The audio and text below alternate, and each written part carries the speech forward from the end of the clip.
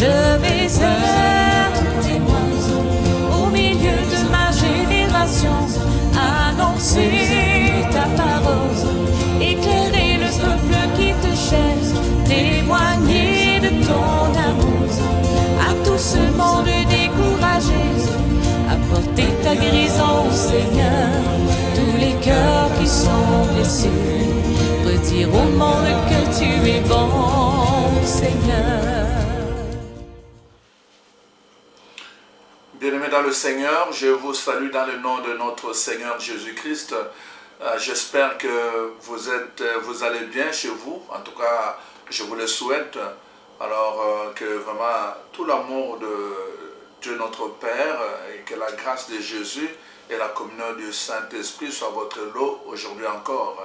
C'est un plaisir pour nous de vous retrouver chaque semaine pour notre émission qui consiste évidemment à évangéliser, en fait aider les enfants de Dieu à s'affermir, à être édifiés, mais aussi à être équipés dans le quotidien de la vie pour vraiment produire des œuvres vivantes qui glorifient Dieu.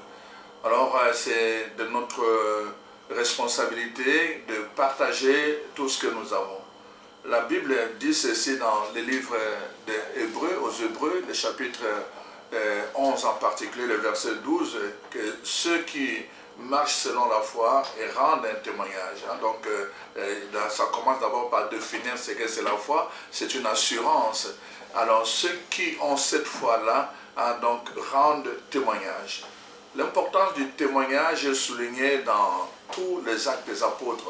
On voit que c'est vraiment le témoignage de l'œuvre du Saint-Esprit dans la vie des apôtres, dans leur communauté chrétienne. On voit comment le Saint-Esprit agit et comment on peut distinguer le chrétien du païen. Et comment aussi on peut distinguer ceux qui ont le nom de Jésus dans la bouche, mais qui ne l'ont pas dans le cœur. Donc on voit dans les témoignages des actes des apôtres vraiment que ça permet de distinguer de vrais enfants de Dieu de faux enfants de Dieu. Alors donc, dans la lettre que Pierre écrit, donc qu'il nous adresse dans sa deuxième lettre, n'est-ce pas, premier chapitre, à partir du verset 3, nous voyons ce que Pierre dit ceci. Alors, nous allons prendre surtout le verset 5. Et pour cette même raison, concentrez-vous, donc concentrez tous vos efforts et joignez à votre foi la vertu, à la vertu la connaissance, à la connaissance la maîtrise de soi, à la maîtrise de soi la patience, à la patience la piété, à la piété l'amitié fraternelle et à l'amitié fraternelle l'amour. Ces qualités, si vous les possédez en abondance, ne vous laissent pas inactifs ni stériles pour connaître notre Seigneur Jésus-Christ.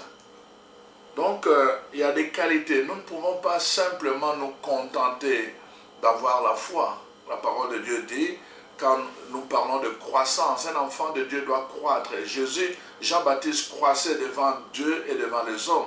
Jésus croissait en âge, en sagesse, en sainteté devant Dieu et devant les hommes.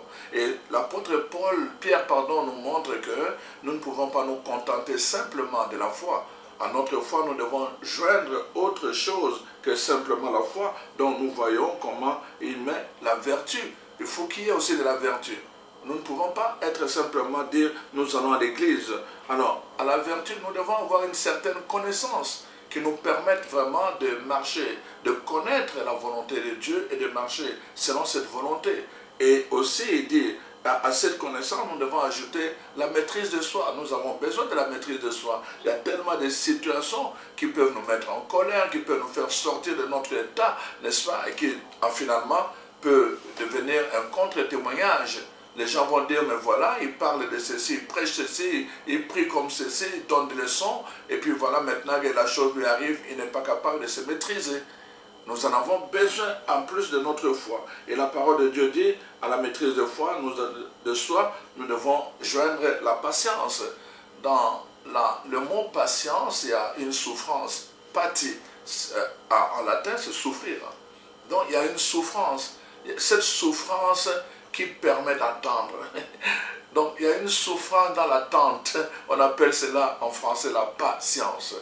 Donc à la patience, n'est-ce pas, l'amitié fraternelle, et à l'amitié fraternelle l'amour. Et donc l'amour qui est la base de tout. C'est l'amour qui est la base de tout. Donc l'amour qui se tourne vers Dieu, on appelle la foi. L'amour, n'est-ce pas, qui se tourne vers les Écritures, on appelle la connaissance. N'est-ce pas, l'amour qui attend, n'est-ce pas, on appelle la patience. Donc c'est tout le temps comme ça. L'amour qui se concentre et qui prend le discernement, on va appeler la maîtrise de soi. Donc c'est toujours l'amour qui est à la base. C'est à cause de l'amour qu'on vraiment on peut véritablement être patient. Aujourd'hui, je voulais justement vous parler de cela, de cet amour qui a donné une patience à une personne. Et je reçois un couple aujourd'hui, toujours pour vraiment témoigner dans cet esprit-là de l'amour qui prend patience. Quand on aime, on prend patience. Le but vraiment de ce témoignage, c'est de défier plusieurs personnes, parfois qui désespèrent. Il y a des gens qui ont manqué leur destinée parce qu'ils n'avaient pas la patience. Écoutez le témoignage de cette dame qui est à côté de moi. Écoutez le témoignage de ce couple qui est devant moi et vous allez comprendre que la patience paye. Alors, je bénis le Seigneur pour ce couple. Alors, j'espère que vous allez vous aussi être bénis par le témoignage de ce couple. Bonjour Ildefonse. Bonjour. Bonjour Maman Rodine. Bonjour monsieur. Alors, bienvenue à notre plateau Capsule 30 La Parole. Est-ce que vous pouvez vous présenter, que le public puisse vous connaître? Je m'appelle Ildefonse Solo. Je suis le mari de Madame Rodine Mundele. C'est depuis 1990 que je l'ai rencontré. Mais c'est depuis presque 7 ans que nous sommes religieusement mariés. Alors, j'habite Ottawa. Je suis arrivé à Ottawa vers les années 2000. Ottawa, c'est au Canada. Au Canada. Et puis, je travaille au Centre de santé et des services sociaux de l'Outaouais, comme travailleur social, depuis 12 ans. Et je suis très impliqué dans ma communauté, la communauté catholique congolaise Bondeko d'Ottawa-Gatineau. Et je suis présentement le président de la communauté depuis 2015. Voilà, donc on a là en face de nous un homme, un mari, un père, mais en même temps aussi un homme de foi, un chrétien très engagé dans sa communauté, donc qui assure actuellement la responsabilité laïque donc, de la communauté comme président de cette communauté. Alors donc, il a accompagné aujourd'hui son épouse, il venait de le dire, ça m'étonne, tu appelles ton épouse Madame Rodine. Moi je suis parti, tu allais l'appeler Rodine. Bon, ok, c'est pas grave. Alors donc, on va, Madame Rodine, est-ce que tu peux te présenter maintenant à ton tour? Oui, merci Monseigneur. Moi c'est Madame Rodine, comme mon mari l'a dit, Mundele, et en même temps Madame Solo. Je suis d'Idiofa, comme mon mari. Je suis ici Ça, c'est dans la République démocratique du Congo. Je suis ici au Canada depuis 2009. Je travaille comme aide-soignante et je travaille avec les personnes vivant avec handicap. Je suis aussi membre de la communauté congolaise Bondeko. Ensemble, nous avons 5 enfants, comme 3 filles et 2 garçons. C'est pour cela que je suis venue ici pour témoigner la grandeur de notre Dieu. Wow, pour témoigner la grandeur de notre Dieu. Je ne sais pas si vous avez fait attention à un détail. Madame Rodine donc, travaille auprès des personnes qui ont un handicap mental ou bien en général, mental, physique, intellectuel. Un handicap en général. Donc, ça nous situe déjà bien dans la thématique que nous développons, donc la patience. Donc, vous réalisez que pour travailler avec des gens, auprès des gens qui ont un handicap, ça prend beaucoup d'amour et ça prend beaucoup de patience. Beaucoup d'amour et beaucoup de patience. Alors c'est le thème que nous voulons développer aujourd'hui, mais nous ne voulons pas le développer de façon générale, nous voulons le développer à travers l'itinéraire de cette femme, Madame Rodine. Et donc on va interchanger avec son mari.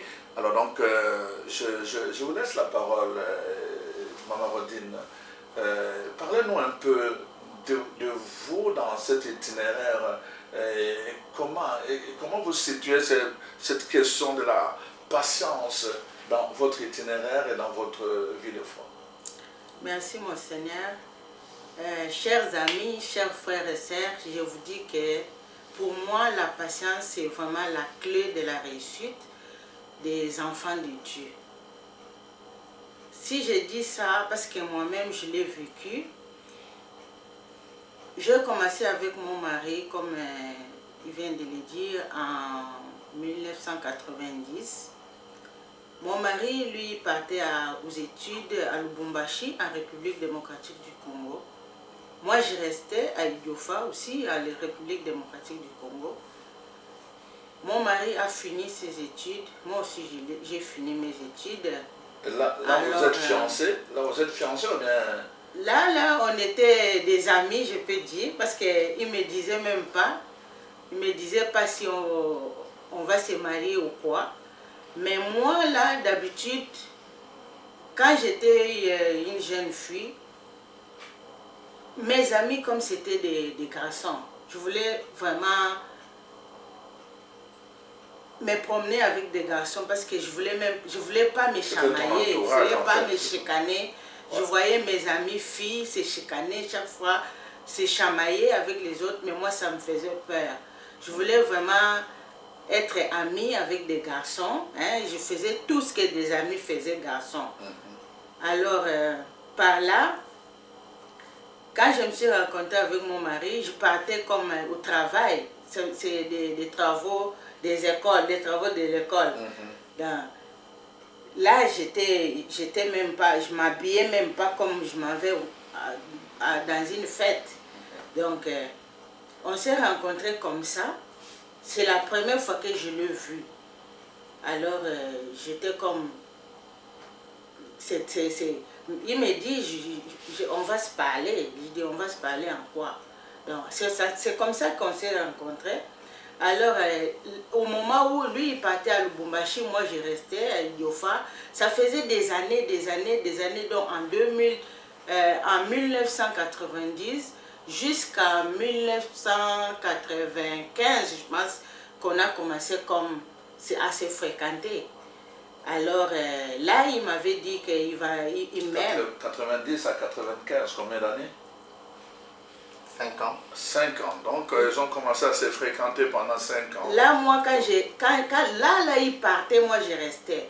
Mais quand il partait, moi, je restais. Il y avait aussi des gens qui m'aimaient. Mais à chaque fois, moi, je disais, non, j'ai mon ami qui est à Lubumbashi. J'ai mon ami, je ne peux pas vous aimer parce que j'ai mon ami. Mais quand lui, il revenait pour des vacances, je ne voulais même pas les voir. Quand il m'appelait, je ne partais pas. Jusqu'à ce qu'il va me dire que je vais retourner à Lubumbashi. Alors, ok, vas-y. Mais je restais, c'était pareil. Mais quand il a fini, moi aussi, j'ai fini mes études. C'est à ce moment-là qu'on a commencé à se fréquenter. Mais moi, je ne suis pas partie pour les répondre à ses besoins. Mais je voulais juste aller pour savoir pourquoi il m'invitait tout le temps. Mais au moment où j'étais partie, il n'était même pas là. Je suis rencontrée avec son frère. On s'est parlé un peu.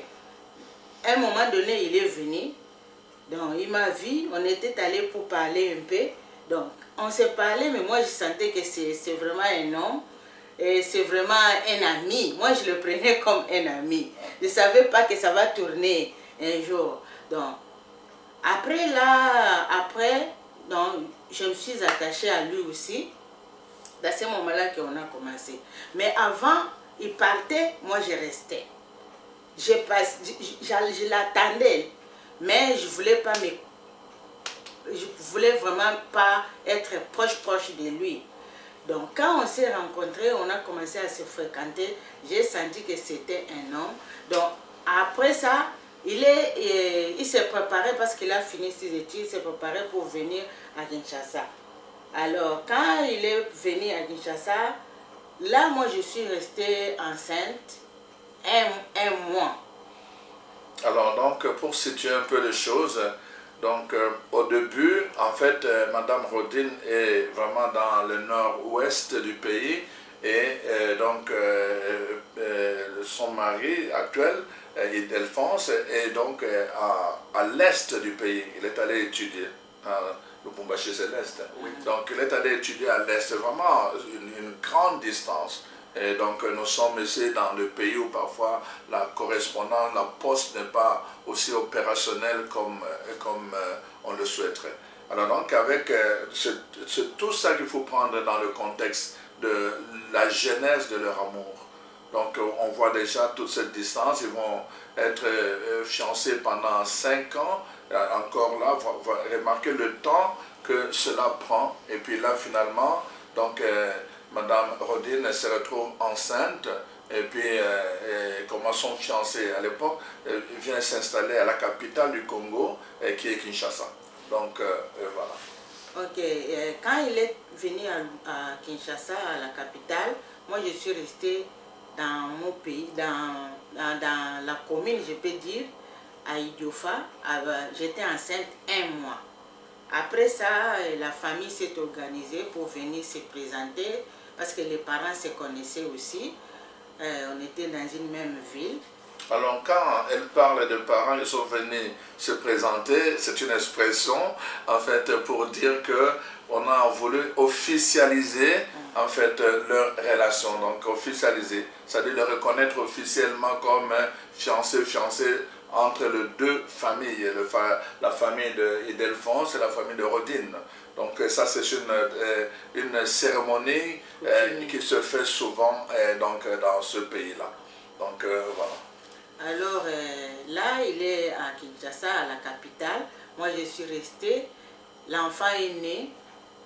Après 2 ans, je suis venue les rencontrer à Kinshasa. Il a vu l'enfant quand l'enfant avait 2 ans. Et puis, il a voyagé pour Canada. Moi, je suis restée encore à la capitale. Ça, c'est quelle année? En 2000. En 2000. Là, parce que l'enfant était né à 97.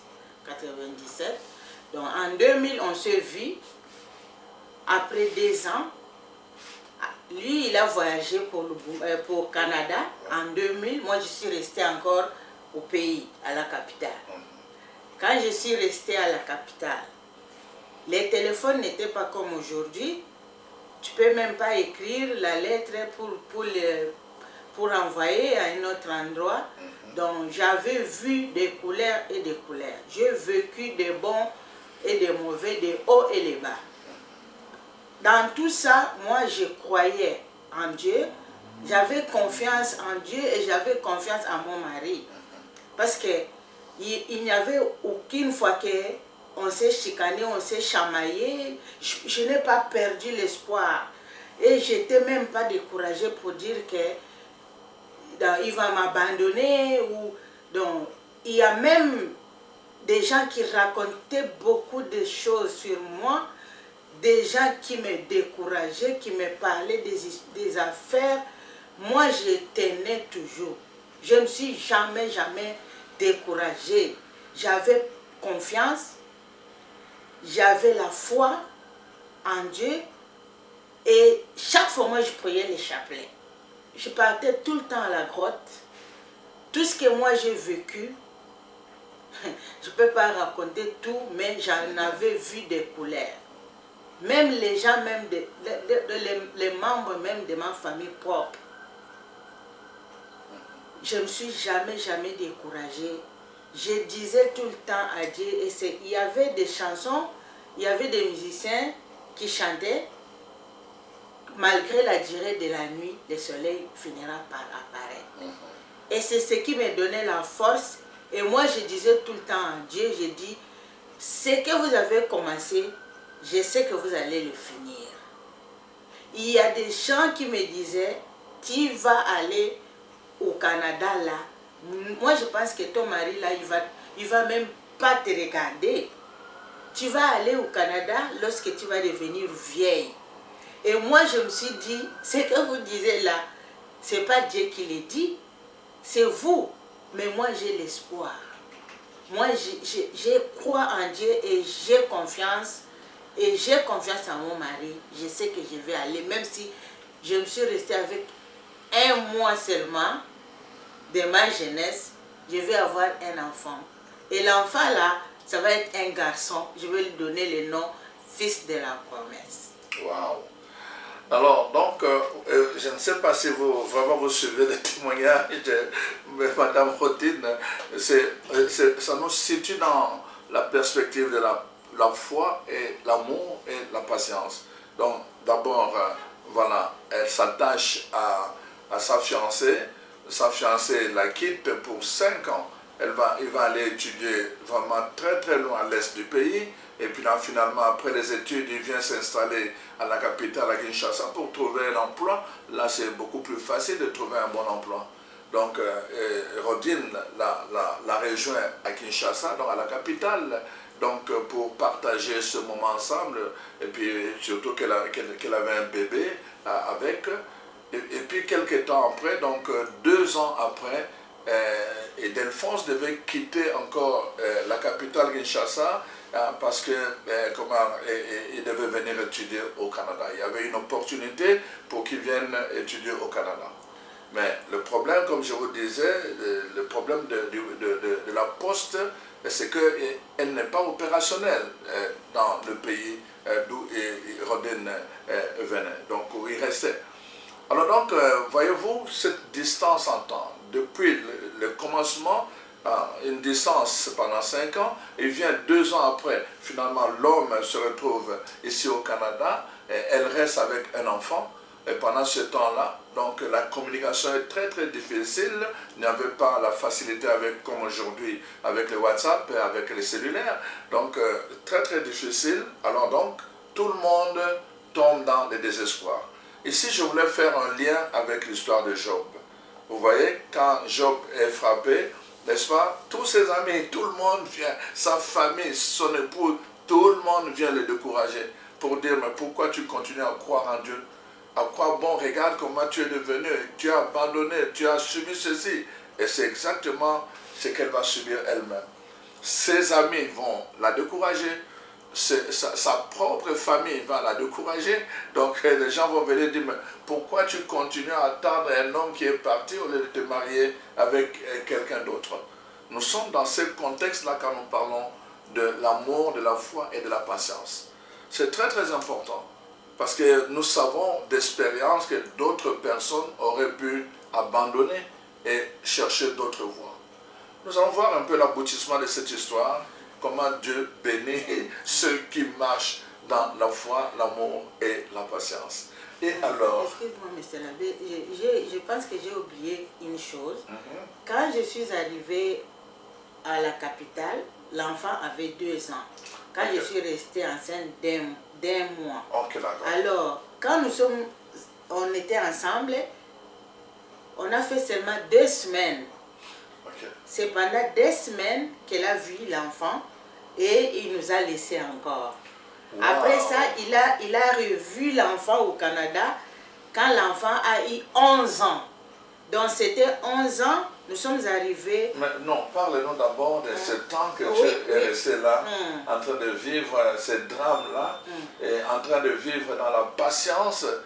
Tu es resté avant de venir le rejoindre au Canada. Là donc, en 2 semaines, donc pendant 2 semaines, le papa voit son enfant pendant 2 semaines et après il s'en va, il voyage. Donc Rodine se retrouve encore seule, d'abord à soigner l'enfant, à s'occuper de l'enfant et à prendre soin d'elle-même. Waouh, quel courage! C'était comme ça, je suis restée. c'était pas facile, bien que la famille de mon mari était là, sa famille était là, ma famille aussi était là, mais on vivait pas ensemble. Moi je vivais ailleurs et aussi il vivait ailleurs, mais de temps en temps je pouvais pas aller chaque jour parce que je manquais aussi des tickets, je manquais aussi des possibilités pour me promener. Donc quand elle parle de tickets, elle parle de transport, donc le moyen de déplacement. Oui, oui, mais ce n'était pas facile parce qu'il n'y avait pas de téléphone de se communiquer tout le temps. Parfois, moi, je l'appelais et je ne savais même pas que le Canada et le Congo, on a des heures différentes. Parfois, le décalage horaire. Oui, je ne savais pas. Donc, vraiment, ce n'était pas facile. Ce n'était pas du tout facile. Avec des guerres, il y avait donc beaucoup. Je pense qu'on manque de temps, mais s'il faut raconter des choses, c'est horrible parce que j'en ai vécu. Et pendant ce temps-là, Delphonse, est-ce que toi, tu éprouvais la même souffrance d'avoir abandonné ton épouse et l'enfant en peu de temps comme ça, voir son enfant juste en 2 semaines et puis partir? Est-ce que tu éprouvais toi aussi la même, comme ce que vient de raconter un peu de son côté, maman Rodine? Pendant ce temps, toi, comment tu vivais ça, le fait d'avoir vécu tout comment je veux dire, cette distanciation avec la femme de ta vie? Bon, c'était assez difficile. Peut-être pour le fait d'avoir vu ma fille, revoir encore Rodine pour 2 semaines, ça m'avait beaucoup soulagé, puisque je ne voulais pas partir pour un long voyage sans pour autant le voir. Dès le début, on n'a pas eu beaucoup de temps ensemble, puisque je partais, je revenais, je partais, je revenais. Au début, comme elle l'a dit, quand je l'ai rencontré à 90, ça a pris 1 an avant qu'on commence vraiment une relation, en 91. Mais de 91 à 96, puisque j'avais fini en 96 à Lubumbashi, je pense que je suis venu en vacances 2 ou 3 fois. Et après, je suis parti. Après que j'ai fini en 96, je suis allé à Kinshasa. Elle est venue me rejoindre avec l'enfant pendant 2 semaines et je suis reparti. Alors, le fait de voir quand même ma fille, ma femme pendant 2 semaines, au début ça m'avait soulagé puisque je ne voulais pas partir sans le voir. Mais en même temps, c'était assez difficile de le laisser pendant longtemps. Vers les années 2000, je pense que le téléphone cellulaire n'était pas encore développé. Exactement. Et puis à Kinshasa, ce n'est pas tout le monde qui avait le téléphone fixe à la maison. Donc il fallait prendre rendez-vous avec un proche qui a un téléphone fixe à la maison. Et des fois, ce n'était pas facile. Exactement. Donc ce qui fait que le contact téléphonique était pas facile d'un côté. Et puis, mais c'était quand même difficile de vivre ces temps-là vides. Et alors, revenons à toi maintenant, maman Rodine. Au niveau de ta famille, est-ce que tu avais le soutien de tes parents, papa et maman en particulier? J'avais, en tout cas, moi je suis d'abord la fille aînée dans notre famille. Ah, ça tu n'avais pas dit que Vraiment, tu es la fille aînée. Je suis la fille aînée et j'étais gâtée, moi là, j'étais gâtée. Je peux dire mon père, mon beau-père, parce qu'avant de quitter Idiofa, c'était comme une messe. Mon père, mon beau-père et les amis de mon beau-père, les amis de mon père, ils m'ont apprécié pour tout le temps que j'ai passé à Idiofa. Alors, j'avais vraiment beaucoup de soutien. Mais quand mon mari a quitté Kinshasa, la capitale, pour voyager au Canada, la même année, mon père était décédé. Oh. Quand mon père est décédé, c'était vraiment un grand choc pour moi. Donc je pleurais à tous les jours. C'était pas facile. Mais à côté de mon mari, j'avais aussi le soutien de mes belles-sœurs, mes beaux-frères. C'est comme je vous dis qu'on ne vivait pas ensemble. Ouais, ouais. Ça, c'était une grande difficulté encore. Donc, on voit comment les situations se sont succédées. D'abord, cette séparation avec son mari qui voit l'enfant. Après 2 semaines, qui voyage pour aller chercher mieux ailleurs. Et après, donc, tout ce qui lui restait, le soutien de son environnement immédiat, son père décède. Alors donc, voyez-vous un peu sur le plan psychologique, on peut facilement abandonner la foi et on peut facilement perdre confiance. Alors donc, c'est vraiment ces éléments-là. Alors, mais qu'est-ce qui vous a soutenu pendant tout ce temps? Il n'y avait rien qui devrait me soutenir à part la prière. À part la prière. À part la prière, à part ma foi que j'avais. Parce que nos familles, nous sommes des croyants. Mon père, ma mère, mon père faisait tout avec ma mère pour nous montrer un exemple. Se marier religieusement, faire baptiser mes petits frères, recevoir des confirmations, des sacrements. C'est ça qui... Parce que mon père nous montrait seulement... Là, quand l'église, la cloche de l'église sonnait, il nous disait, voilà, ça c'est la vie. C'est tout ce qui me donnait courage. Et je voyais aussi, comme mes belles-sœurs, comme mes beaux-parents, ma belle-mère et mon beau-père, comme ils m'aimaient beaucoup. Donc c'est ça qui me donnait vraiment le courage.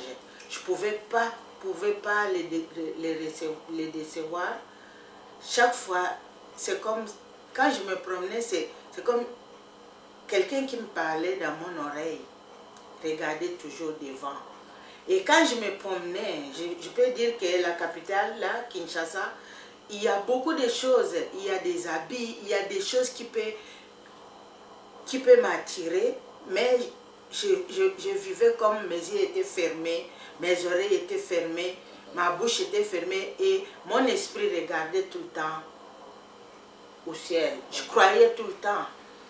C'est ça qui me donnait le courage. Oui, tout à fait. Donc, l'amour, chaque fois le soeur, vous voyez, quand quelqu'un est dans une situation de difficulté comme ça, vous voyez, l'importance de le soutenir dans la prière, mais aussi de lui témoigner beaucoup d'amour. Et je pense que dans cette situation de Madame Rodine, c'est ça qui est arrivé. Donc, sa propre foi était soutenue par la prière, le témoignage de foi de ces 2 familles, sa propre famille et sa belle famille. Et deuxièmement, par le témoignage d'amour dont elle a bénéficié. Et tout ça, c'était un grand apport vraiment dans sa démarche de foi, mais aussi la qualité de patience qui a accompagné cette démarche de foi. Attendre jusqu'au bout. Attendre. Dans la patience, il y a l'attente. Tu attends que ce jour arrive.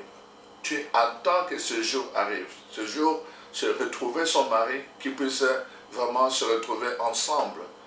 Et alors, vous avez attendu pendant combien de temps?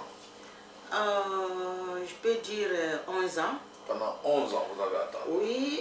Et après 11 ans, qu'est-ce qui s'est passé? Quand moi, bon, je peux dire 10 ans. 10 ans. Je peux dire 10 ans. Si je dis 11 ans, je regarde l'âge de ma fille. Ah, ok, d'accord. Oui, je regarde vraiment l'âge de ma fille. Ouais. Alors, mon Seigneur, moi, je croyais, je patientais, j'avais confiance. Et puis, tout ce que moi je faisais, tout ce que moi je parlais avec mon mari, je ne voulais pas dire aux autres. Comme les autres, là, ils me décourageaient. Moi, je disais rien. On me voyait seulement comme ça. À chaque fois, moi, je me souviens, un jour, je sortais pour aller à l'église. Il y a des gens qui me suivaient. Parce que même dans la paroisse que moi, je priais, ils ne me comprenaient pas. Il y a ceux qui disaient que je suis divorcée, je suis religieuse, on m'a chassée au couvent. Et des autres qui me disaient je suis veuve, mais moi je ne voulais pas leur dire ce que je suis. Parce que moi je partais à l'ambassade, je faisais mes affaires toute seule avec ma fille. Parfois la famille de mon mari le savait, mais je ne disais rien aux gens. Les gens qui me Moi, c'est vrai, je veux décourageaient. savoir comment c'est arrivé C'est ça pour que que tu ailles à l'ambassade. Je quoi la nouvelle? Je vais aller jusque-là, Monseigneur. Ok, d'accord. Alors, mes chers frères et sœurs, c'est vraiment la joie pour moi de vous raconter ce que j'ai vécu aujourd'hui, pour vous dire qu'avec Dieu, il y a toujours de l'espoir. Donc, avec le fruit de la patience, c'est toujours délicieux, mais le cheminement est amer. Mais il faut tenir bon. C'est ça. Les jours qu'on m'a appelé, parce que mon mari, chaque fois qu'on me parlait, moi je l'appelais pour lui dire. C'était difficile pour moi. Même là où moi je vivais, on ne voulait même pas me donner leur téléphone pour parler à mon mari. On ne voulait pas. Mais on m'a appelé, j'ai amené mon passeport, tout ça, tout ça. Après ça, les jours qu'on m'a appelé pour aller à l'ambassade, j'ai passé des entrevues, j'ai passé des examens, j'ai passé des tests d'ADN. Mais les jours qu'on m'a appelé, c'était un matin. Je me promenais avec mon téléphone, on m'a appelé pour aller à 8 h le même matin. Je suis allée, je l'ai appelé, j'ai appelé mon beau-frère, je l'ai dit, j'ai appelé mon mari. Je suis allée à l'ambassade. J'ai communiqué à mes frères qui habitaient même maison que moi. Je suis partie. On m'a donné une enveloppe. Je ne savais pas qu'est-ce qui était là-dedans. Je ne voulais même pas l'ouvrir. Mais le monsieur qui me donnait l'enveloppe me disait, Madame, bon voyage. J'ai dit, bon voyage. Là, j'étais comme, j'ai trembloté. J'ai ouvert l'enveloppe seulement un peu pour regarder. Mais j'ai pris mon auto, j'ai pris le bus pour revenir à la maison. Je l'ai appelé. Il m'a dit, est-ce que tu as ouvert l'enveloppe? J'ai dit, je vais arriver bientôt à la maison. Je suis arrivée, c'était au mois d'avril, mes chers. Au mois d'avril, mais j'ai voyagé au mois de juin. Quand j'ai ouvert, j'ai vu le passeport et tout ce qui était là-dedans. J'ai dit seulement à ma fille que regarde ce que nous on attendait. On était à genoux, moi et ma fille, pour dire merci à Dieu, finalement. Et du mois d'avril jusqu'au mois de juin, j'avais dit à personne. C'est seulement à ma fille. J'ai dit à ma fille de ne pas dire à personne. Même ma mère, parce que mon père était décédé, ma mère était restée, je ne l'ai pas dit à personne. J'ai gardé silence. Je disais seulement merci à Dieu. Gardez-moi et ma fille, je sais que je vais aller. Alors, le jour que j'ai pris l'avion, c'était le matin, quand moi je quittais à la maison pour aller à la messe matinale. Tout le monde dans mon avenue, dans le parcelle où j'habitais, pensait que je suis partie à la paroisse comme d'habitude. Mais c'était le jour de mon voyage. Je suis sortie comme ça avec ma fille. Et puis j'ai pris l'avion. Dans mon pays, dans le village là où ma mère habitait, on l'a appelé. Quelques jours après, quand je suis arrivée au Canada, j'ai dit à ma famille que je suis au Canada. Ma mère criait parce que ma mère, elle me demandait même pas quand est-ce que tu vas partir. Ma mère me disait tout le temps, Rudine, tenez bon, sache qu'un jour tu vas aller. Et mon beau-père me disait tout le temps, maman, tu vas aller rejoindre ton mari. Avant que moi je décède, tu serais déjà au Canada. Là, on a appelé ma mère par la radio pour faire une messe d'action de grâce. Jusqu'aujourd'hui, ma mère elle n'a jamais su qui a organisé une messe d'action de grâce à Idiofa pour moi. Gloire à Dieu. Alors, maintenant, Edelphonse, j'aimerais un peu que tu dises un peu à notre public, maintenant que ta femme est venue te rejoindre au Canada, elle est venue avec ta fille que tu n'as pas vue pendant 9 ans, et tout le reste. Comment tu vis, comment toi tu vis ce moment-là? Tu vois, entre le rêve et la réalité, là ce n'est plus le rêve, là, la réalité, là, elles sont là toutes les deux. Oui, eh ben, c'était en tout cas une grande joie, intense, puisque ça faisait quand même assez longtemps que je ne l'ai pas vue. Au début, quand je suis arrivé, la communication n'était pas facile, comme je l'ai dit. Et aux alentours de 2004, bon, les cellulaires étaient quand même accessibles, on se communiquait, il n'y avait pas de problème. Et en 2007, j'avais trouvé un emploi à Nunavik, dans les Grands Nord. Et là-bas, la communication avec le Congo, c'était presque impossible, puisqu'il n'y avait pas de cartes pour faire des appels longue distance. Donc, ça m'a ramené encore dans le vieux moment là où on ne pouvait pas se communiquer. Donc, pour communiquer avec elle, je devrais passer par l'intermédiaire d'une amie qui était ici à Ottawa pour faire un peu la conférence, si c'était possible. Ok. Alors, en 2009, disons, janvier 2009, je suis venu en vacances, puisque là où je travaillais, j'avais 8 semaines de travail, 4 semaines de vacances. Quand je suis arrivé en janvier, c'est comme ça que je vis la lettre de l'ambassade qui demandait que Rodine et l'enfant aillent déposer leur passeport. Alors là, je commençais à sentir que les choses commencent à évoluer bien. Et puis, je pense 3 mois plus tard, elle m'a appelé pour dire qu'elle a reçu les visas. Et puis, alors, c'était le moment d'organiser le voyage. Et puis, le 24 juin, c'était la date de son arrivée ici. Je suis allé les accueillir à l'aéroport à Montréal. Comme je disais, c'était une grande joie de retrouvailles. Puis ça faisait quand même assez longtemps, mais c'était vraiment un moment exceptionnel pour moi. Et comment ta fille a vécu retrouver son père qu'elle n'avait pas vu depuis? Bon, avant, on s'est parlé au téléphone. Okay. Mais c'est Rodine qui m'avait dit que notre fille s'appelle Wivine. Il dit, Wivine demandait à Rodine, mais d'abord, est-ce que tu vas reconnaître papa? Oui, chaque fois elle me posait cette question, est-ce que maman, toi tu vas reconnaître papa? J'ai dit oui, mais maintenant quand on va se retrouver, comment on va faire? Est-ce que papa il va t'embrasser en premier ou il va m'embrasser? J'ai dit non, il va t'embrasser.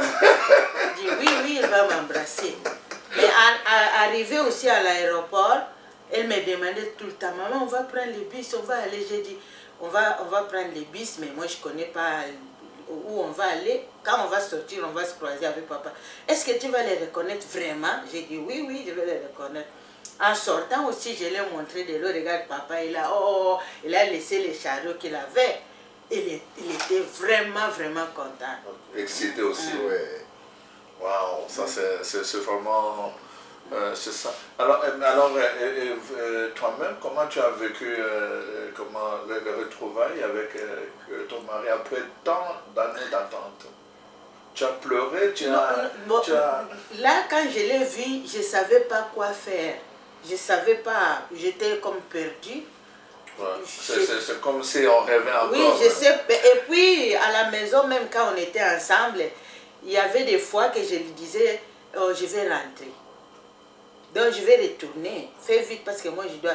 Donc, je ne sentais pas que c'était chez moi. Bon, je pensais qu'on va se parler, après on va se séparer. Donc, moi, je vais retourner. Et lui, il va partir aussi. Donc, à chaque fois, il y a comme quelque chose qui me disait, fais vite, tu vas partir. Fais vite, tu vas partir. Donc, mais après quelques années, après une année, donc quand le deuxième enfant est né, quand l'autre, le garçon est né, là, à ce moment-là que je commençais à sentir que je suis chez moi. Oh. Mais comment tu peux expliquer ça? Tu as attendu pendant tant d'années, tu arrives et puis tu es habité du coup par un sentiment que tu vas repartir. Non, c'est parce que à chaque fois quand on était ensemble, tu vois, lui il venait, il partait, moi je restais. Bon, peut-être dans ma tête, j'avais ça. Encore cette idée que un mari qui vient, après quelques années, qui va encore aller ailleurs et tout ça. Bon, voilà, alors ok, d'accord. Oui, alors quand l'enfant, le garçon est né, donc là j'étais vraiment habituée de rester. Je commençais à sentir que je suis chez moi. Et alors je ne voulais même pas la lâcher. Je ne voulais pas qu'il parte quelque part, que moi je reste. Je savais qu'il ne va pas me fuir. Mais je voulais tout le temps rester ensemble, hein, qu'on soit ensemble tout le temps. Donc, comme on était là, je ne l'ai jamais vu fâché. Je ne l'ai jamais vu qu'il y a quelqu'un qui se fâche. On se parle, on rit. C'est cette ambiance qu'on a commencé depuis qu'on s'est connus. Donc c'est cette ambiance qui nous amène jusqu'à aujourd'hui. Waouh, ça c'est merveilleux. Oui, alors je peux dire que quand j'ai accouché, il y a des choses qui sont arrivées, mais là, il commençait à m'expliquer comment ça se passe ici. Donc il m'a fait inscrire, donc j'ai pris mes cours, j'ai pris ma formation. Là, je commençais à travailler. Donc on s'est habitué vraiment, on s'est habitué. Donc, après, quand on a fait notre mariage, donc là, je ne voulais même pas la lâcher là. Donc j'ai oublié tout ce qui s'est passé là. Je me souviens même plus. Je me rappelle plus de ce qui s'est passé là, de toute la peine que j'avais. Mais j'ai dit tout le temps merci à Dieu. Je sais que la patience vraiment, c'est ma clé. C'est ma clé et puis je voulais partager avec vous pour vous dire que dans la vie, il faut avoir la patience, il faut avoir l'espoir, il ne faut pas perdre l'espoir, il faut avoir la confiance, il faut avoir l'amour, parce que si tu n'as pas l'amour de la personne, tu ne peux pas avoir la patience. Si tu es patiente, tu vas observer et tu vas retenir beaucoup de choses. Ça va t'aider de bien avancer. Donc si tu n'as pas la patience, tu vas être comme pressé et tu vas te cogner contre le mur. Donc tu vas perdre tout. Aujourd'hui, je suis vraiment heureuse. Gloire à Dieu. Je suis heureuse parce que premièrement, j'ai un bon mari. Nous avons de beaux enfants. Nous avons la communauté. Nous avons les gens autour de nous qui nous soutiennent. Nos familles même ne nous lâchent jamais. Parce que ma belle-sœur, mon beau-frère, ils pensent tout le temps à nous. Ils parlent tout le temps à nous. Ils viennent tout le temps nous voir. Et nos parents, ils sont décédés. Mon beau-parent, ils sont partis avec l'amour là qu'ils nous ont laissé. Donc ils sont en joie là où ils sont. Oui, tout à fait. Et mes parents, mes beaux-parents, on pense tout le temps à eux parce qu'ils sont nos anges aussi. Hein? Ils sont nos anges. Donc c'est ça que je voulais partager avec vous. Oh, ouais. Parce que la patience là, c'est la clé de la réussite. Je l'ai avec moi. Et la nous sommes heureux. La parole de Dieu dit, c'est Jésus qui l'a dit, hein, que voilà, donc maintenant vous êtes dans la tristesse et tout ça, mais après un peu de temps, vous allez voir, votre tristesse se changera en joie. Et je pense que c'est ce que moi je retiens de ce couple vraiment. Et de part et d'autre, il y avait une souffrance, mais qu'ils ont vraiment vécu dans l'amour. Et finalement, ça a donné ce que ça devait donner, cette joie.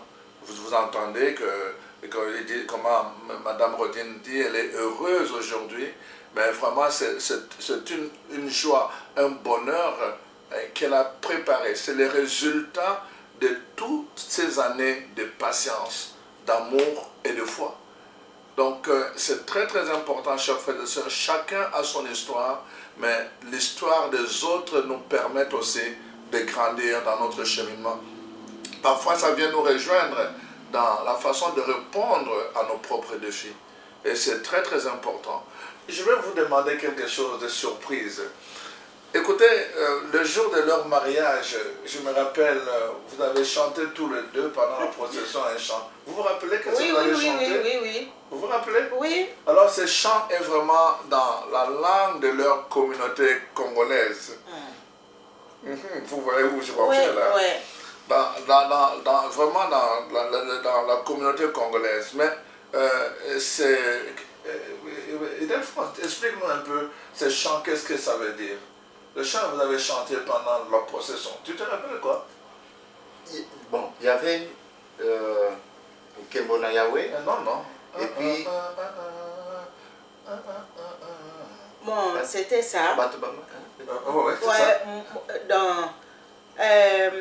Parce que moi, je disais tout le temps quand je priais, tout ce que Dieu va faire pour moi, je vais partager aux autres. Ça va être le témoignage pour moi. Tout honneur et toute la gloire, ça va retourner vers Dieu. Et la chanson là que j'ai dit, que je voulais chanter quand je suis entrée à l'église, Kembona Yahweh, ça veut dire gloire à Dieu. C'est le Dieu qui a accompli ses promesses. Oui, Dieu a accompli les promesses. Et quand on a changé des anneaux, j'ai chanté « J'ai retrouvé celui que j'aimais, j'ai rencontré celui que j'ai cherché, j'ai retrouvé celui que mon cœur désirait, jamais plus je ne les lâcherai, jamais plus je ne les lâcherai. » Donc, vraiment... Voilà. Non, c'est bon ça. Mais est-ce que, papa, vous pouvez nous chanter un peu Kembo? Vraiment, ça c'est important, Kembo, que c'est mon connaisseur Bilaka. Vraiment, c'est important que le Dieu qui tient ses promesses, vraiment, il mérite toute gloire, il mérite tout honneur, toute adoration, toute élévation. Donc, c'est vraiment le sens de ce chant. Donc, gloire à Dieu. Est-ce que vous pouvez chanter tous les deux? Parce qu'ils ont souvent une combinaison de voix. J'espère bien que vraiment ça va être le cas. Je ne pourrais pas les accompagner parce que... Lui aussi, il a chanté. Lui, il a chanté Batula Mayele. Non, mais commencez d'abord par le Kembo que vous avez. Kembona Yahweh, Kembona Yahweh, Yemoko Kisina Bilaka. Kembona Yahweh, Yende Zambe Nanguya. Kembona Yahweh, Kembona Yahweh, Yemoko Kisina Bilaka. Kembona Yahweh, Yende Zambe Nanguya. Yomo pesina pema, mo pesina nyoso, yomo kisina bilaka. Yahweh, yonde obongi na Kembo papa. Kembona Yahweh, Kembona Yahweh, yomo kisiwa bilaka. Kembona Yahweh, yonde zambe nanguya. Kembona Yahweh, Kembona Yahweh, yomo kisiwa bilaka. Kembona Yahweh, yonde zambe nanguya. Et je me rappelle que à cette même messe, vous l'avez même fait une autre fois encore, vous deux toujours, et tout le monde avait crié à cette messe de mariage. Vous étiez en procession avec... moi, je pense que tu aimes beaucoup ces chants-là. Vraiment, vous étiez en procession quand on vous apportiez et tout ça, vous étiez en train de danser tous les deux. Et puis, maman Rodine, je me rappelle, il montrait son doigt et tout ça. Je me rappelle encore ce jour-là. Non, non, c'est vraiment important de rappeler que cette joie, c'est la conséquence de tout le temps, toutes les années de patience, de foi et d'amour, et qui ont résulté dans des chants d'action de grâce adressés à Dieu d'abord. Vous avez entendu? Dieu d'abord, parce que Dieu tient à ses promesses. Dieu avait dit, c'est ton mari. Il avait dit, cet homme t'appartient. Il lui avait dit ça, et les gens l'ont dit, les parents lui ont dit ça, que tu verras, tu voyageras rejoindre ton mari avant même que nous puissions mourir. Il y avait des promesses, des gens avaient entérimé la promesse de Dieu, et cela est arrivé. Voilà pourquoi on dit la gloire à Dieu d'abord, parce que c'est lui qui tient ses promesses. Mais aussi, ils ont chanté une action de grâce. Je pense que c'est ça, ton chant. Oui. Donc, une action de grâce à ce Dieu-là, donc pour ce qu'il fait, ce qu'il donne, et pour tout ça. Alors, donc, je vais leur laisser encore l'occasion vraiment de chanter ces chants d'action de grâce. Je pense, les gens, je me rappelle, les gens avaient beaucoup crié ces jours-là pendant la messe. Moi, je ne saurais pas crier, mais je vous dis, moi, j'ai vu les gens crier pendant la messe. Ndenge nini nazongisela mukonzi nzambe wanga malamu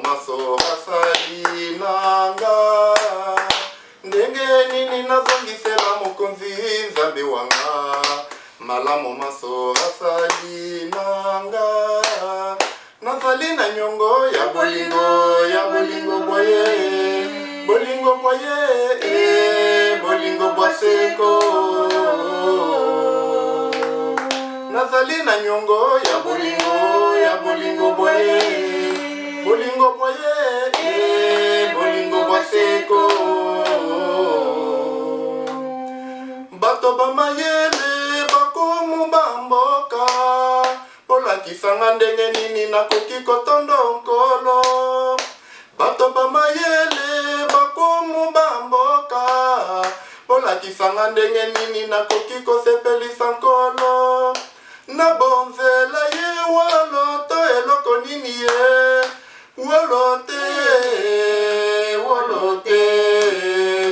wolo ekokani na bolingo bwanza ebongo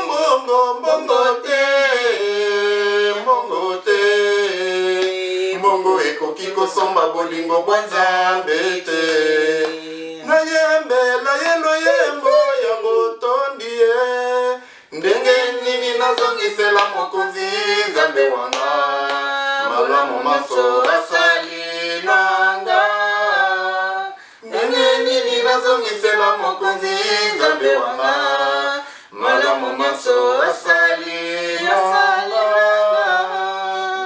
nazali na nyongo ya bolingo boye bolingo bwaseko.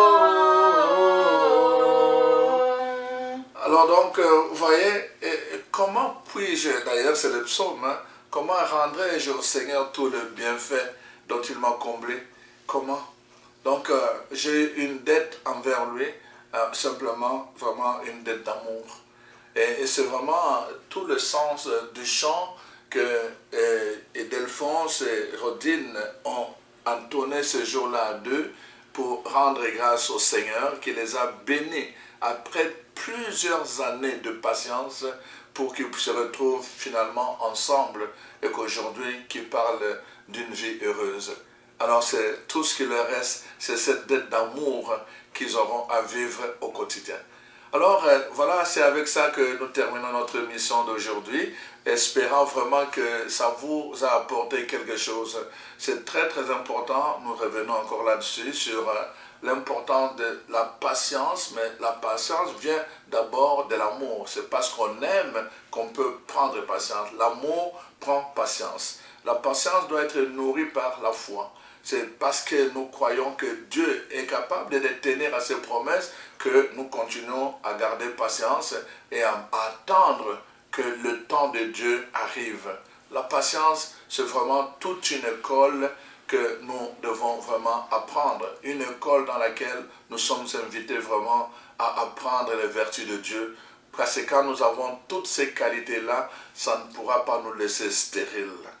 Alors vraiment, mon souhait pour vous, c'est cela. Vraiment que Dieu, notre Père, soit avec vous, lui qui nous appelle à des choses grandioses. Il tape sa parole, déclare qu'il a des projets de bonheur et de paix, non pas de malheur.